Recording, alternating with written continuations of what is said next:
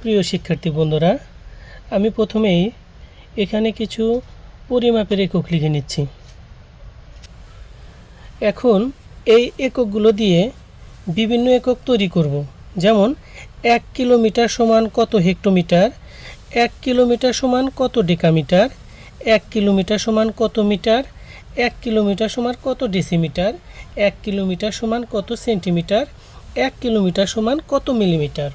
আমি জানি এই এককগুলো অনেকেরই মুখস্থ করতে অনেক কষ্ট হয়, যার কারণে পরিমাপের অঙ্কগুলো তাদের অনেক সময় ভুল হয়ে যায়। এজন্য আজকে আমি তোমাদেরকে এমন টেকনিক দেখিয়ে দেব আর এমনভাবে শিখিয়ে দেব কোনো দিনও তোমরা এই এককগুলো ভুলবে না এবং পরিমাপের প্রত্যেকটা অঙ্ক করতে পারবে নির্ভুলভাবে। চলো শুরু করা যাক। এখন এখানে সর্বপ্রথমে আছে হলো কিলোমিটার। কিলোমিটার হচ্ছে সবচেয়ে বড়, কিলোমিটারের চেয়ে ছোট হচ্ছে হেক্টোমিটার, হেক্টোমিটারের চেয়ে ছোট হচ্ছে ডেকামিটার, তারপরে মিটার, ডেসিমিটার, তারপর সেন্টিমিটার, সবশেষে হলো মিলিমিটার। এখন প্রত্যেকটা একক থেকে আরেকটা এককে যেতে 10 গুণ করে হয়। যেমন যদি 1 কিলোমিটার হয়, যে 1 কিলোমিটার সমান কত হেক্টোমিটার, তাহলে হবে 10 হেক্টোমিটার। আবার যদি বলে 1 কিলোমিটার সমান কত ডেকামিটার, তাহলে হবে 1 দিয়ে 2টা শূন্য, অর্থাৎ 100 ডেকামিটার। আবার যদি বলা হয় যে 1 কিলোমিটার সমান কত মিটার, তাহলে 1 দিয়ে 3টা শূন্য হবে, অর্থাৎ 1000 মিটার। তো তেমনিভাবে এখানে 1 মিটার সমান কত ডেসিমিটার, তাহলে মিটারের পরে 1 দিয়ে একটা শূন্য, মানে 10 ডেসিমিটার হবে।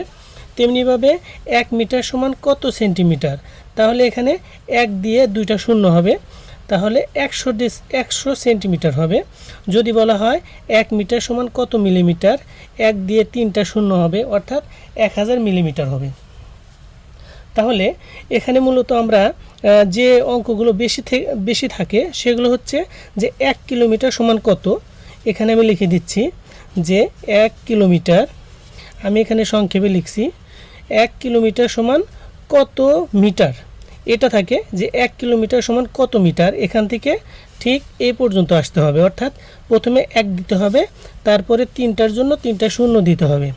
এখানে যদি 1 দিয়ে 3টা শূন্য দেই, তাহলে আমরা পাচ্ছি 1000 মিটার। এটা আমরা লিখলাম যে 1 কিলোমিটার সমান কত মিটার, আমরা পেলাম 1 কিলোমিটার সমান 1000 মিটার।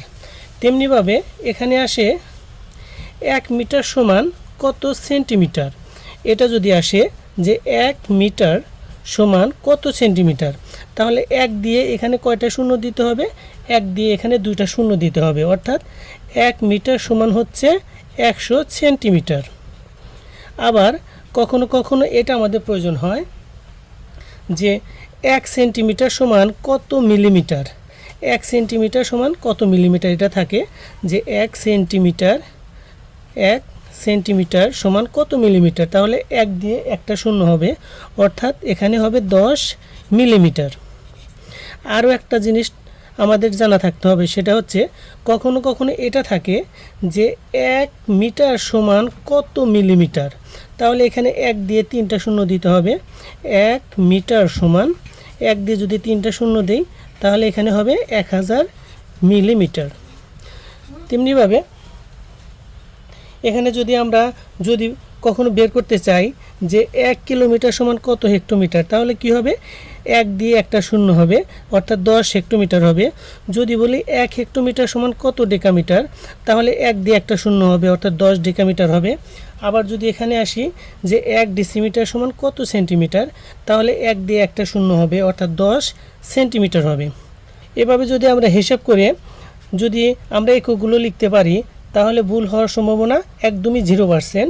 এবং আমি বিশ্বাস করি যদি তোমরা এটা ভালো করে আবার রিভিশন করো এবং ভিডিওটা যদি আবার দেখো বা বারবার দেখে বোঝার চেষ্টা করো, আশা করি কখনোই তোমাদের আর এই পরিমাপের এককগুলো ভুল হবে না এবং 100% তোমরা এগুলো করতে পারবে এবং যে কোনো সময় এগুলো প্রয়োগ করতে পারবে। বিশেষ করে যতগুলো পরিমাপের একক আছে তার ভিতরে এই 4টা হলো সবচেয়ে বেশি প্রয়োজন হয়। তোমরা প্রয়োজনে এগুলো মুখস্থ করে রাখবে এবং পরবর্তী ভিডিও দেখার জন্য সবাইকে আহ্বান জানিয়ে এখানে শেষ করছি।